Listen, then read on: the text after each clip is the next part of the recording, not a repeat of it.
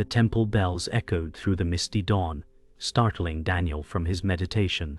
His breath trembled, and his chest tightened as Master Hiroshi declared, "Daniel, you have lost your path." The words fell like a blade, severing his fragile sense of peace. Daniel's mind swirled, every lesson unraveling into doubt. He whispered, "Lost, but I've followed every instruction." Master Hiroshi stood silent, eyes calm, his silence heavier than any rebuke. The courtyard seemed to tilt beneath Daniel, the weight of failure pressing him into despair. In the still air, even the birds seemed to pause, as if the universe itself awaited his collapse. Daniel's chest burned with doubt as he staggered to his feet, staring at the ground. The silence between him and Hiroshi roared louder than thunder. He muttered, "What path have I lost?" But no answer came. His thoughts raced like wildfire, consuming every fragile piece of his devotion. The narrator described the moment as one where faith cracked under its own weight. The temple walls seemed to lean closer, suffocating him. The cold stone beneath his sandals mirrored the cold growing in his heart. He clenched his fists, desperate for reassurance, but Hiroshi only turned and began to walk away, his silence a deeper wound than words. Daniel felt the temple stones vibrate beneath him, as if rejecting his presence. He whispered, "Have I failed everything?" The narrator reflected that doubt is heavier than stone, crushing him from within. Hiroshi's retreating form was swallowed by fog, a dissolving silhouette. Daniel felt abandoned, his faith dangling by a fragile thread. The cold morning air tightened around his lungs, every breath a reminder of his emptiness. In that stillness, Daniel's mind screamed, but his voice barely rose above a whisper. His eyes glistened with tears, each drop threatening to fall, yet restrained by pride. The narrator described the courtyard as a battlefield of silence. Daniel collapsed to his knees, forehead nearly to stone, shallow breath escaping. "Why can't I hold on?" he muttered. The world blurred as tears pooled in his eyes, the bells distant now. Mist pressed against his skin, cold and unyielding. His trembling hands pressed into the ground, feeling centuries of devotion etched in cracks. In this place of discipline he felt only failure. The silence of Hiroshi's absence screamed louder than judgment. The air weighed heavy with unspoken truth pressing in on him from all sides. Daniel's breath grew uneven, breaking into ragged sobs he tried to silence. The narrator revealed his fear not of failure, but of being unseen, forgotten in silence. "Master," he whispered into fog, "please, tell me what remains." His voice dissolved before reaching anyone. The courtyard swallowed his plea, returning only echoes of despair. He pressed a palm to his chest, feeling his heart pound wildly like a caged animal. Above the clouds parted faintly, sunlight brushed the stone. It was as if heaven watched but did not intervene. The moment carried unbearable weight beyond what he could endure. Daniel wandered through the temple corridors, his steps heavy as if dragged by unseen chains. The narrator revealed how silence gnawed at him, twisting his thoughts into accusations. He whispered, "Have I truly lost myself?" His voice barely echoed, swallowed by the walls lined with ancient scrolls. Each painting of serene masters mocked his turmoil. His chest ached, longing for clarity, but every breath seemed empty. He pressed a trembling hand to the wooden pillar, its grain rough beneath his skin, grounding yet unforgiving. The faint scent of incense lingered, but it carried no comfort, only the reminder of devotion unmet. Master Hiroshi appeared in the distance, his steps slow but deliberate. Daniel stiffened, fear and longing colliding within him. The narrator reflected on the chasm between them, wider than any courtyard. Hiroshi's eyes were calm as he stopped, studying the young monk. Daniel forced words through his dry throat. "Master, I cannot feel the silence anymore." Hiroshi remained still, the weight of centuries reflected in his gaze. The moment pressed down on Daniel, forcing his breath shallow. It was not cruelty, but a mirror. The silence itself demanded an answer, one Daniel could not yet provide. Daniel lowered his gaze, ashamed of the weakness spilling through his words. The narrator revealed how shame coils tightly, cutting deeper than anger. I sit, I breathe, but nothing comes, Daniel confessed, voice trembling. Hiroshi's silence was heavier than stone, his face still as water. Daniel's hands shook as he pressed them together, hoping the gesture might restore faith. What is wrong with me, he muttered. Hiroshi finally turned his eyes toward the temple garden beyond, offering no words, only presence. In that stillness, Daniel's heart crumbled further, convinced his devotion had dissolved into futility. The narrator described how Daniel followed Hiroshi into the garden, each step dragging like chains of self-doubt. The pond reflected pale sky, but Daniel saw only distortion. Even the water rejects me, he murmured. Hiroshi stood at the edge, gazing at ripples without speaking. The silence cracked Daniel's spirit, tearing at his need for guidance. He clenched his fists, anger flickering beneath sorrow. Why won't you tell me what I lack? He demanded in a broken whisper. The garden seemed to listen, yet no answer came.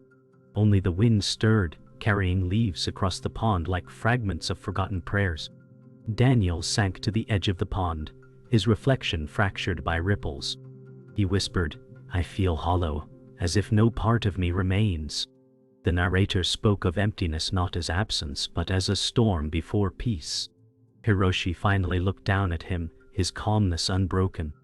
The silence is not gone, Hiroshi said softly. You have filled it with yourself. The words struck Daniel like thunder, piercing through his despair. His chest heaved, torn between resistance and understanding. In that moment, the garden became unbearably still, as though nature itself waited for Daniel to grasp the truth. The morning sun pierced the mist, casting sharp lines across the temple courtyard. Master Hiroshi handed Daniel a large wooden bucket and said calmly, Fill the pond with water from the well. Daniel's chest tightened. The task felt endless, yet he bowed in silence. The narrator explained how small acts in Zen often reveal the greatest storms within. Each step toward the well burned like failure reborn. Daniel muttered to himself, Why this? Why now? His hands ached before the task had begun, his spirit already drained. In Hiroshi's still eyes, no comfort existed, only demand for presence. Daniel staggered from the well, bucket sloshing against his legs, each drop lost feeling like defeat. His shoulders strained, and his breath came heavy. The narrator described his struggle as more than physical. Each step revealed the weight of his pride. I can't keep this pace, he gasped, teeth clenched. The path felt longer with every return, the bucket heavier with every refill. Hiroshi watched from afar, unmoving, as if rooted to the earth itself. Daniel's face twisted in frustration, anger beginning to rise. He muttered, Why does he let me fail? His sweat burned like fire across his skin. Daniel collapsed beside the pond, arms shaking as the bucket toppled, spilling water back into the earth. He pounded the ground with his fist, anger overwhelming sorrow. It is useless, he shouted, his voice cracking with rage. The narrator described how failure became fuel for his fury, the battle within raging hotter than the sun. Hiroshi stepped closer, gaze unwavering. You must break before you can be whole, he said softly.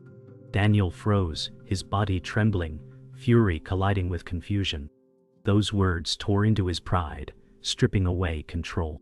His tears blurred the pond as he gasped for air. Daniel's breath came ragged as he looked up at Hiroshi. Break? I am already shattered, he whispered, voice raw. The narrator revealed his mind, spiraled between surrender and resistance, unwilling to let go. Hiroshi's silence cut deeper than words, his eyes reflecting the still pond. Daniel grabbed the bucket again, fury igniting determination. He staggered to his feet, trembling but refusing collapse. I will prove myself, he growled, pride fueling him. The weight of the bucket became chains, yet he refused to yield. His body faltered with every step, but his will clung desperately to illusion of control. The narrator described how Daniel stumbled once more, collapsing in the dust, his pride spilling like the water he carried. His chest heaved, every breath a cry of resistance. "I cannot win," he gasped, face buried in his robe. Hiroshi's shadow fell over him, steady and unbroken. "The self you protect is the burden," Hiroshi said gently. Daniel clenched the earth, soil pressing into his palms, tears mingling with sweat. His mind resisted, yet his spirit felt the edge of surrender. The courtyard seemed to listen, the silence wrapping around him, waiting for the storm within to break. The narrator described the courtyard steeped in stillness as Daniel sat broken, his body weary but his heart restless. Master Hiroshi stepped closer, his shadow falling across the stones. "You cling too tightly," Hiroshi said softly, his voice carrying like distant thunder. Daniel lifted his head, confusion etched across his tear-streaked face. "Cling? I only try to hold to your teachings," he muttered. Hiroshi shook his head slowly, his eyes clear as water. "What you hold is not my teaching, but your pride." The words cut deep, unraveling Daniel's belief. The silence pressed heavier, truth waiting to be seen. Daniel's voice cracked as he whispered, "Pride? I only wish to be worthy." His trembling hands pressed against the ground as though anchoring himself. The narrator revealed how his devotion had become a chain. Hiroshi stood unflinching, his eyes fixed on Daniel's shaking form. "You mistake effort for essence," Hiroshi said. "The silence was always here, but you filled it with fear of failing." Daniel's breath caught, the truth piercing deeper than any wound. He looked toward the pond, its still surface suddenly alive with meaning. His reflection wavered, revealing not failure, but the burden of expectation he carried. The narrator explained how Daniel stared into the pond, seeing his reflection ripple and break. "It was never the water," he whispered. "It was me." His shoulders trembled as the weight of his struggle shifted inward. Hiroshi's silence became a mirror, guiding without command. Daniel pressed his hands to his chest, heart pounding with sudden clarity. "I was never broken," he breathed, astonishment softening his voice. For the first time, the silence no longer felt empty, but alive. The air itself seemed to shimmer, carrying the hidden truth. Suffering was not in the world, but in his own grasping. Daniel turned toward Hiroshi, his voice fragile yet steady. "I was chasing what was already here." Hiroshi's eyes glimmered faintly in approval, though his expression remained calm. The narrator revealed that this was not a victory, but an opening. Daniel bowed his head, a weight lifting though his body still trembled. The garden fell silent except for the gentle breeze across the pond.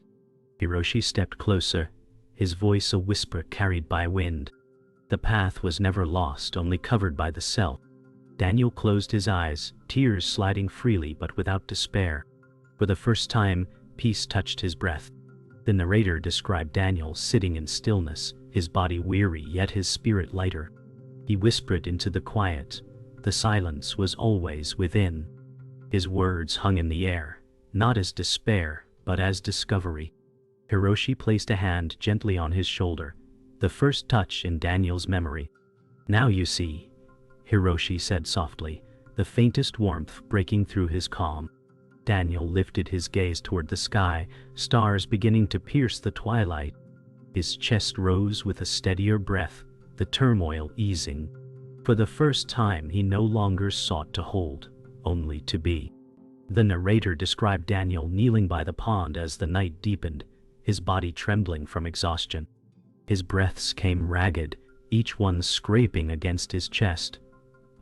He whispered, "I am empty, nothing remains." His voice cracked, the words spilling like broken glass into the stillness. Hiroshi stood close, his silence unyielding, his presence immense. Daniel's heart pounded wildly, fear clawing at him as tears streamed unchecked. The temple walls seemed to vanish, leaving only darkness and his own unraveling soul. In that moment, Daniel felt the crushing weight of surrender pressing him to the ground, begging release. Daniel collapsed fully to the ground, his forehead pressed against the cold stone. His sobs tore through the silence, raw and unrestrained. "I cannot carry myself any longer," he cried, voice muffled against the earth. The narrator revealed his surrender as a collapse not of weakness, but of pride. Hiroshi's gaze softened, though his body remained still.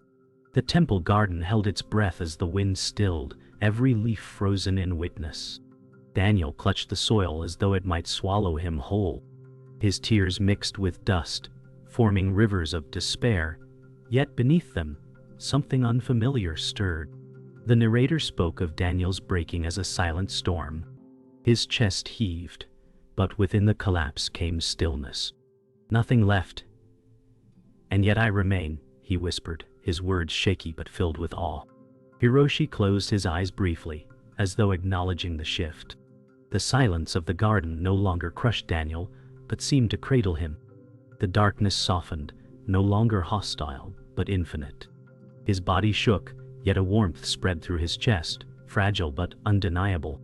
He realized his battle had never been against silence, but against himself. In that surrender, a new breath emerged. Daniel sat upright slowly, his body frail, but his face transformed. He looked to the sky, whispering, "The silence is not empty, it is full." The narrator described his awakening as a moment where despair dissolved into clarity. Hiroshi placed his hand gently on Daniel's shoulder, a gesture rare and profound. "Peace was never far," he said softly. Daniel wept again, but these tears carried no weight, only release. The night air embraced him, cool yet kind. For the first time, the wind felt like breath itself, alive with truth. Daniel's chest expanded, a calm rhythm anchoring him in the present. The narrator revealed Daniel's heart as a vast ocean, no longer caged by fear. He whispered, "I see now. There was nothing to lose." His words rang clear, steady in the still night. Hiroshi's gaze met his, and for a brief moment, silence became communion. The lanterns flickered gently, as if bowing to the truth revealed. Daniel's breath slowed, a smile faint yet serene curving his lips.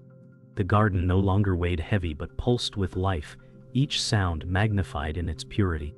For the first time, Daniel did not seek to change anything. He simply was. The narrator described dawn breaking gently over the temple, light spilling across the garden in soft gold.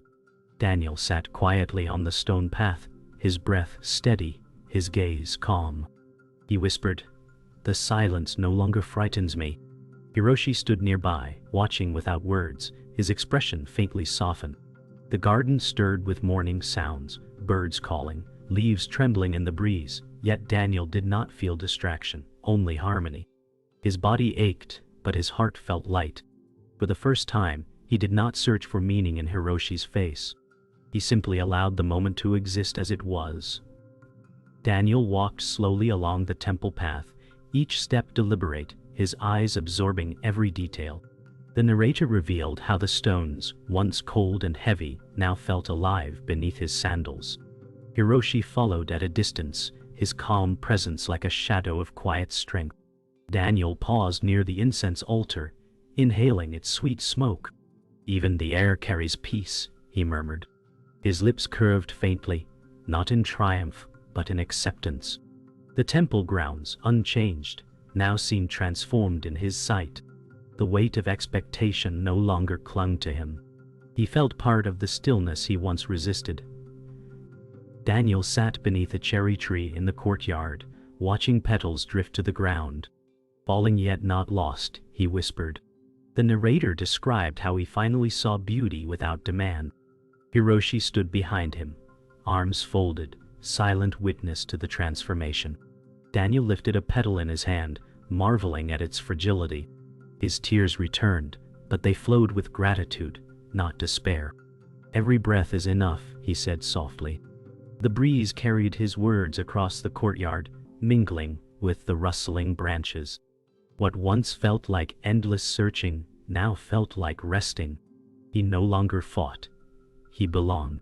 The narrator revealed how Daniel joined the other disciples in meditation, his heart steady. Where once he felt crushed by silence, now he melted into it. He closed his eyes, breath slow, body upright yet relaxed. The other monks sat in still rows, their robes swaying faintly in the breeze. Hiroshi passed quietly among them, his steps barely audible.